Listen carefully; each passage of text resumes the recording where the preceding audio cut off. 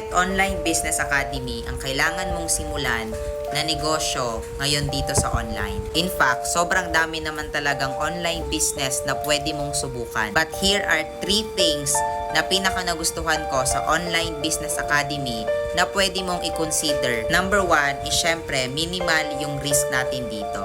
Dahil minimum lang din yung capital and malaki yung balik sa atin. Since we have ROIs pag nag-start ka dito sa business na to, hindi talaga ganon ka-risky yung pagsisimula mo dito sa online business na to. Pangalawa is that provided lahat ng trainings and modules na kakailanganin mo, and we have the best mentors na tuturuan ka based doon sa na-experience lang din nila. And number 3, yung company na nagsusupport sa atin is a very legit and a multi-billion peso company. And matagal na talaga sa industry. So if you want to start your digital marketing career ngayon, simulan mo dito sa Online Business Academy.